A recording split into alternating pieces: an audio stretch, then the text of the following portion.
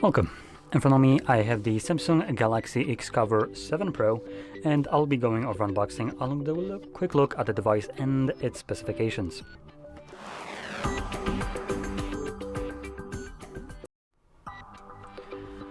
So let's just get straight into it. We do have pull tabs at the back, so that's pretty never mind. They're absolute garbage, just like I would have expected from Samsung. Great.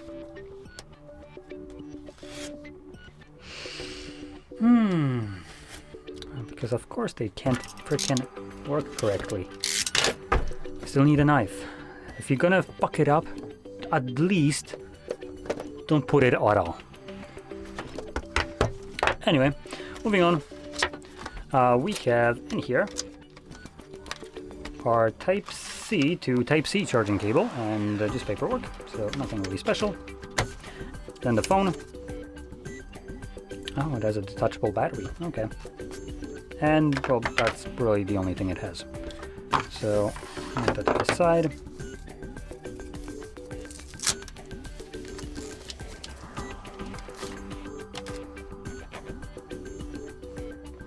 So this is a little bit rubberized. So, like, to skin touching, like, it doesn't really feel like it, but when you start to scratch it with your fingernails, you can kind of feel some grippiness to this. Now the battery in here is, let's see if I can quickly find it, 4,265 milliamp hours. You can see right above my fingernail. Plop that in here. Before I move on and put the cover back on, we do have a SIM and SD tray here, so props to Samsung for actually including that. And we do have a little bit of a seal going around here for just some water protection, but this phone is most certainly not like waterproof, so obviously the removable back cover would imply that. So there we go, that being on, let's power it on.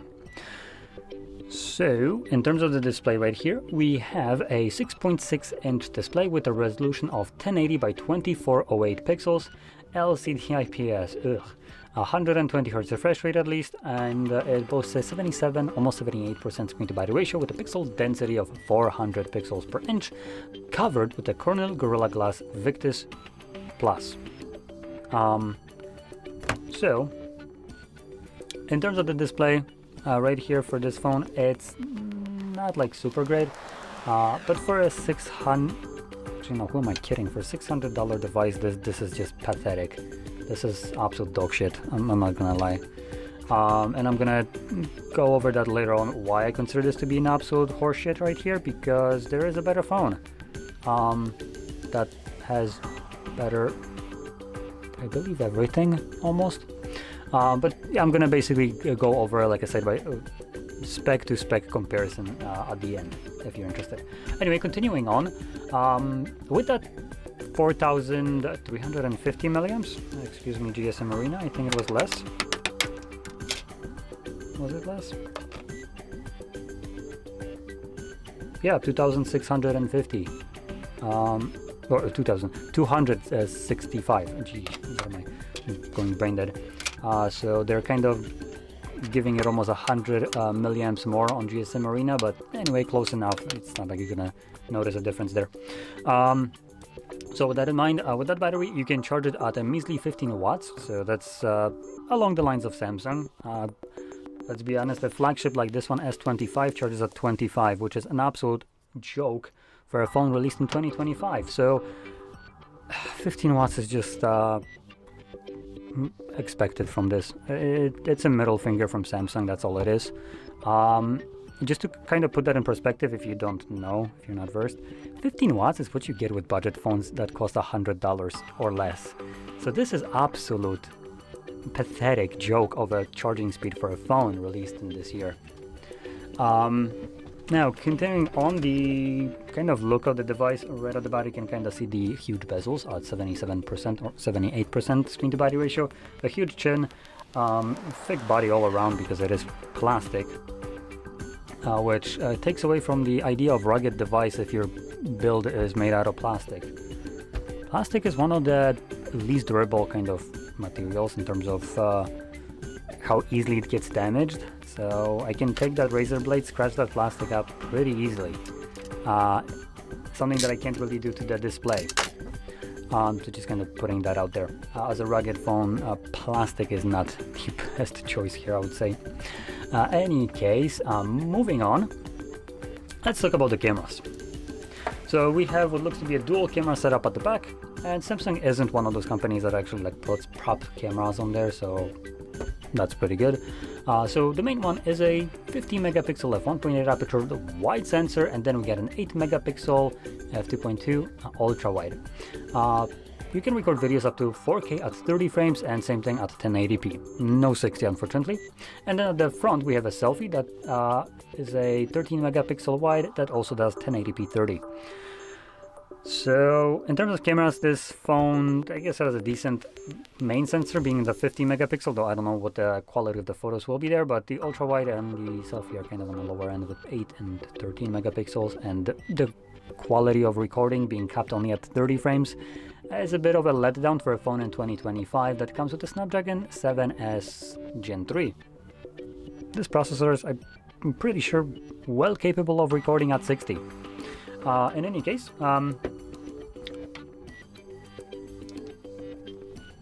continuing on with the internals, because I kind of just went off to the camera. Apart from the battery, you have 6 gigabytes of RAM. That's the only option. There is no other alternatives, with 128 gigabytes of storage that you can expand using the SD card, but there isn't any other option that has more storage of the phone.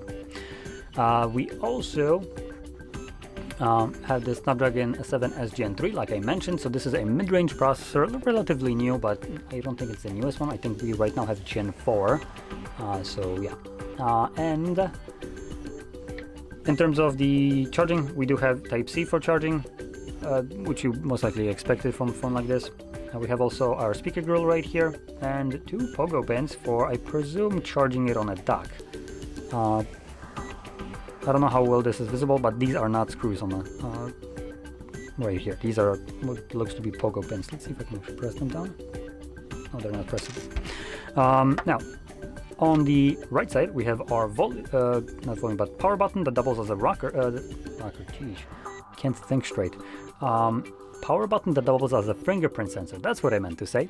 And our volume rockers. Then at the top we have an additional button, which I don't know what it is.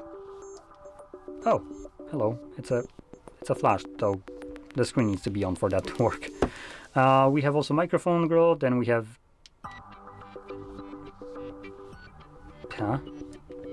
What the hell is this? Okay, not sure what this button is, but I'm pretty sure it does something. Possibly with the software, but in any case, yep, that's about everything that there is to the build. It is plastic, like I mentioned also. Plastic cover, plastic frame, glass front. And with that in mind, one more thing is it's running Android 15, again, as expected from a phone released in 2025. It comes with a One UI 7, and there is no mention on GSM Arena that it will have like 5 years lifecycle support, kind of like, for instance, the S25 lineups do. So I don't know if that's the case right here or not. Hopefully it is. But just saying.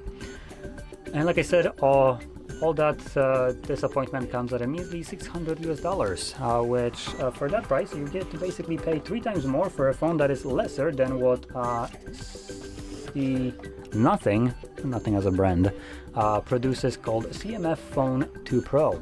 It costs literally a third of the price. Let's see, CMF Phone 2 Pro, and just to give you a perspective. For a third of the price, you have bigger battery, 3 times faster charging, 5000 mAh battery, 2 gigabytes more RAM, about the same kind of processor, or maybe even faster. I'm not exactly sure. It's the Dimensity 7300 Pro. It's also a mid-range processor, about the same kind of, not price point, but same kind of performance, I would say. Just, I don't know if the generations are I don't know if the Dimensity is in a newer generation, which would probably make it faster. But all in all, even if it's not, they would be on par in performance.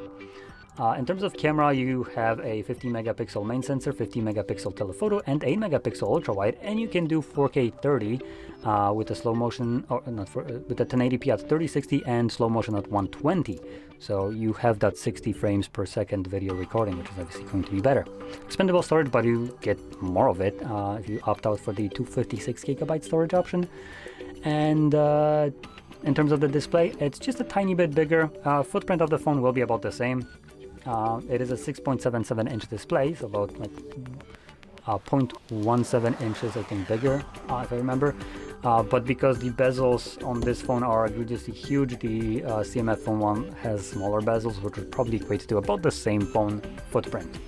But also, on top of the display, it's running an AMOLED display that has 120 Hz refresh rate, 2160 Hz pull rate for your touch, how fast it processes your touch inputs.